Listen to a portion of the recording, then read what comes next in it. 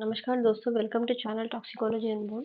Today in this video we'll be discussing another DABT topic, that is LLNA. So some of the 2-3 questions we'll discuss from based on LLNA from the earlier recertification question papers. First question is taken from year 2005, part B. So which of the following is or are true regarding murine local lymph node assay? Murine means mice, rodents. Okay. So this particular assay is conducted in the case of mice, and this is called local lymph node assay. This is for identifying skin sensitization. Okay.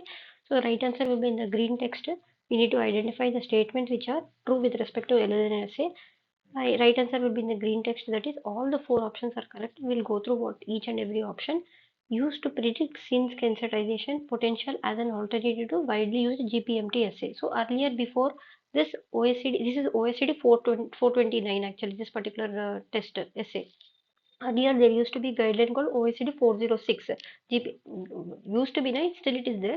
It is called GPMT assay, Guinea pig maximization test assay. This is also used to identify skin sensitization, but slight changes there in the with respect to major changes with respect to GPMT is that you have it's a lengthy process. You have different stages will be there, elicitation phase, induction phase, like that will be there.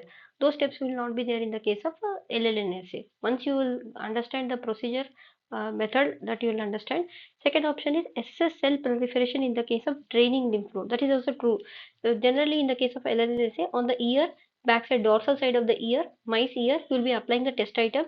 So here you are trying to measure, particularly in the case of adverse outcome pathway. No, there are four steps are there. Key molecular initiating event, like that 4 steps are there. In that fourth step, that is AOP pathway, I'm saying, that is measuring the T lymphocyte proliferation. Okay, the T lymphocyte proliferation that you can measure in the case of LLNSA, that is a major key step. Next one, can give a false positive response with case of irritants. That is also true. That is the reason the confirmation test is, I think, even if you have LLNA, I think confirmation test is GPMT or something like that. One question with respect to they will ask you in the exam. Next is total cell proliferation can be evaluated using a radioactive marker or flow cytometry. This is also true. This is true with respect to OECD 429, but the new guide, new means not there is some refined guideline, that is OECD 443 is there, in which BrDU, that is bromine uridine is used, where you replace this radioactive marker. In that case, instead of using a radioactive marker, you can use this uridine that we'll discuss in the next slide, because of which you can safeguard the health of the workers who are working on this assay, or else you have to take extra precautionary measures in order to handle this radioactive marker. Okay, so we'll see another question. Second question is taken from ABT recertification year 2007. Okay, question is local lymph node assay is designed to identify, we have to identify which of the following statement is applicable to LLNA. The right answer will be in the green text. So LLNA is designed to identify skin sensitization of the chemical. So we have, with respect to skin sensitization, there are 4 different OECD guidelines are there. Towards the end of the video, last slide, I will give you the OECD numbers, the essays. In addition to that, you also have some in silico methods are there. In chemical sensitization methods are there under OECD guidelines, that you go back and check in the list of OECD test guidelines you will be having with respect to health and effects under section 4. So what are the other statements which are not applicable to LLNA? We'll see. Is designed to identify agents that are likely to cause systemic oncogenic effects such as lymphoma. So LLNA is nothing. It is not going to explain anything about the cancer. It is not going to explain anything about the systemic toxicity with respect to cancer. It might explain you about some systemic toxicity, decrease in the body weight, like that, but not with respect to cancer or lymphoma. Next one, typically uses guinea pig as a test system. No. In the case of LLNA, mice is the thing, which is the test species. Go back and check in the guideline what is the strain, which strain is used for this type of assay. The next we have involves oral gavage administration of the test materials. No, since we are checking local toxicity, test item application will be on the skin. In the case of LLNA, it is on the ear, that is dorsal side of the ear. Both the ears are used for the test. That is also one question that you will get in exam. Next involves flow cytometry to identify specific T lymphocyte classes. Specific T cell lymphocytes नहीं और ये flow cytometer नहीं, ये this is for 443B. That is the guideline to which it is applicable.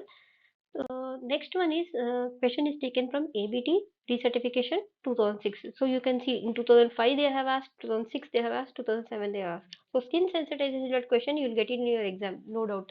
Okay, which of the following accurately represents the LLNA procedure? So you need to identify. Once you know the method, you will be able to identify the option. So right answer will be in the green text, that is conduct of the assay requires use of titrated, that is titrated thymidine and a stimulation index of threefold. Treated group control is accepted as a positive proliferation response. So in the case of how to measure, how to quantify means we have a formula called stimulation index, that is threefold treated group by control. I'll show you in the next page. And titrated thymidine means TH will be thymidine. When the cells get multiplied, DNA also need to be multiplied, DNA, RNA, whatever it is, and you need further building blocks. For that you need adenine, guanine, thymine, cytidine. So to this thymidine, it is titrated, means 3 times radio labeled. Okay, uh, that you have to measure in the case of T lymphocytes. We have to identify the T lymphocytes to which this thymidine, titrated thymidine is associated. That you have to isolate and you have to measure. Then you can understand how much is the potency, or what is the this what is the skin sensitization, whether it is strong sensitizer or weak sensitizer. Several concentration of the test item may be used in order to establish a dose response curve by induction. Generally, there is a misconception that irritation or eye irritation or skin irritation or skin sensitization, you cannot establish dose response curve. That is the typical understanding of a toxicologist. But with the newer methods, no, we can establish a dose response curve with respect to skin sensitization also, and we can establish a NOAEL with respect to skin sensitization. So like in the case of genotoxicity, you have NOGEL, no observed genotoxic effect level. For systemic toxicity, you have NOAEL. So similarly, for skin sensitization, few studies are there. Publications are available in the public domain where you can have NOAEL for skin sensitization also. Okay, so what are the options which are not applicable to LLN that we'll see? The method includes both in vivo phase and in vitro phase in which the lymph node cells are cultured. No, this is not applicable. And it has an induction phase as well as challenge phase in which dermal hypersensitivity reaction is elicited. This option 3 is right with respect to GPMT but not with respect to LLNA. Okay, so we'll see what is the explanation which was given by the previous DABT students.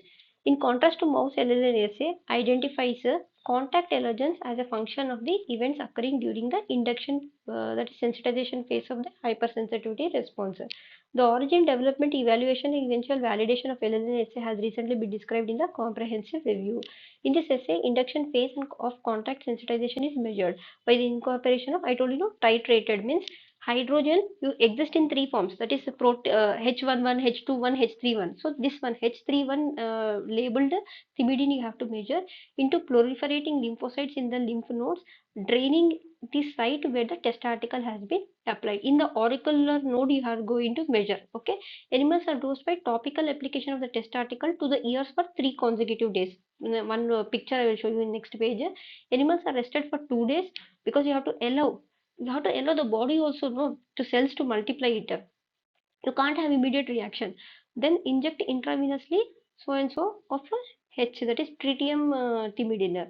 After 5 years, animals are sacrificed. Okay, you have to kill the animals, drain the lymph nodes. You have to take the lymph nodes and dissect it out, and you have to perform this single cell suspensions and prepared and radio assayed with the consideration of dose response and statistical significance. A threefold increase in chemically exposed animals over vehicle control is considered to be a positive response. So SI related formula will be there.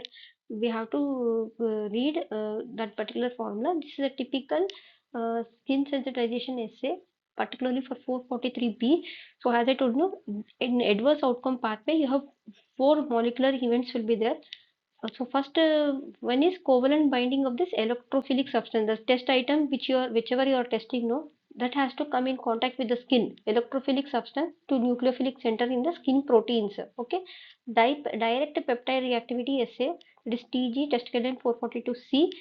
Second molecular event is inflammatory response and altered gene expression in the keratinocytes. your skin cells have different types of cells will be there. This ARE NRF2 luciferase test, that is test guideline 444D.